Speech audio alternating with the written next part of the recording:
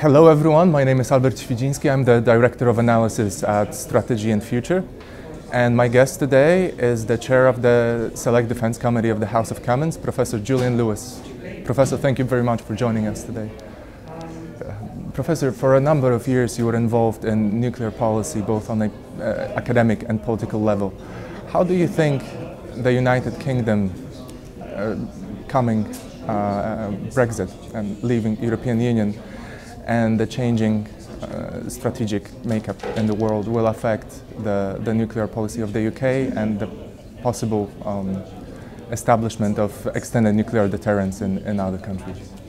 I think it will have no impact whatsoever on the United Kingdom's strategic nuclear defence policy. In fact, one of the most interesting features about the controversies of the 1980s, when there were huge anti-nuclear demonstrations in many European capitals, including London, was the way in which, after two huge victories for the Conservative Party in 1983 and 1987, the opposition Labour Party realised that it had to get away from a vote-losing policy of promising to get rid of Britain's nuclear weapons one-sidedly.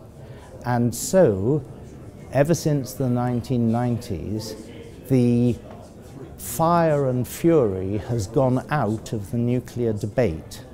And when in July 2016, the British Parliament had a vote on renewing the fleet of 4 Trident missile-carrying British nuclear-powered submarines, the majority, not the vote in favour of it, the majority in favour of it was 355 in a parliament that only has fewer than 650 members of parliament altogether.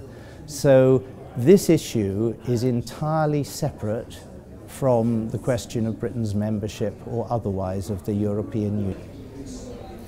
And as far as NATO's policy, nuclear policy, because here on Strategy and Future we thought a lot in the context of the much spoken of, much debated Russian policy of, or strategy to escalate to de-escalate using very low-yield nuclear weapons.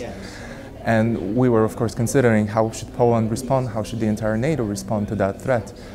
And one of the ideas we floated around was extending the nuclear deterrence to Poland and to Baltic states. Do you think that is a feasible idea to materialize? Well, it's always been the case that the nuclear weapons of the United Kingdom, for example, have been given a role for the defence of NATO as a whole. And the use of strategic nuclear weapons is very much a last resort. But the NATO Nuclear Planning Group has for decades had to consider scenarios whereby something less than an all-out nuclear attack might be mounted. I believe that Russia knows perfectly well that any move that it would make to initiate any form of nuclear attack, no matter how limited, in inverted commas, or low yield, would be met by a proportionate response for NATO. And the thing that I must stress, and I say this as somebody who personally voted to leave the European Union, it is a mistake to think that Britain's decision to leave the European Union in any way amounts to some form of isolationism.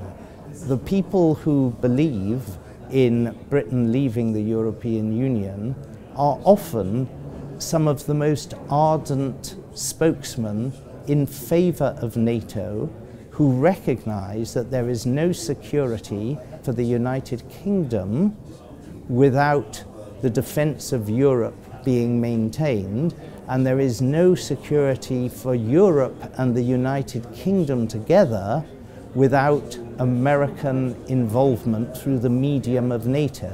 And indeed, one of the objections that many of us have to the aim of creating a common European defence identity is the danger that it replicates on the surface NATO, but without the involvement of the United States, whereas the United States is the key to the security of Europe.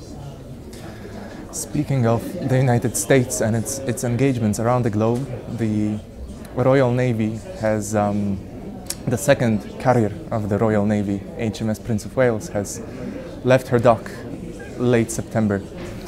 And this is the second carrier. This is, I was, in the words of the first Lord of the Admiralty, this is the moment when where the decline of the Royal Navy has been stopped, and it's back on the upside, on the uphill.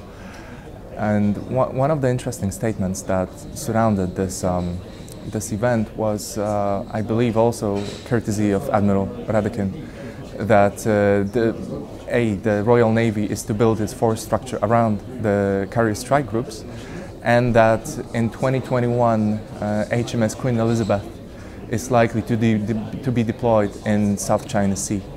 Could you comment on those two developments? Well, I think to say at this stage where carriers will deploy in 2 years or more time is perhaps a little premature. I'm not aware of precisely what the First Sea Lords said, but certainly the purpose of having aircraft carriers of ocean-going capability is that they should visit oceans in any part of the globe. You should remember that these carriers have been a long time in the making.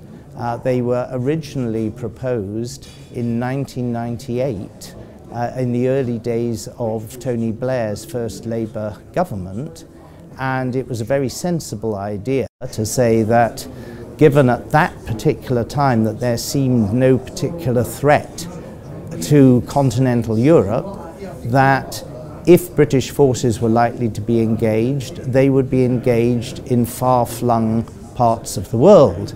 And therefore it made sense, and it still makes sense, to be able to exert land power from the sea in the form of our amphibious task force, which is centred on two assault ships called the Albion and the Bulwark, and to be able to exert air power from the sea, which is centred on the two carriers, HMS Queen Elizabeth and HMS Prince of Wales. And so I don't think one has to tie oneself down in any way, shape or form at this stage in predicting where that land power or air power will need to be exerted in far-flung parts of the world. But the Admiral was absolutely right to say that this does reassert the ability not only of the Royal Navy, but also of British land and air power to intervene flexibly when required at great distance from our own shores. Professor Lewis, thank you very much You're for welcome. the interview, and I wish you all the best. Thank you, everybody.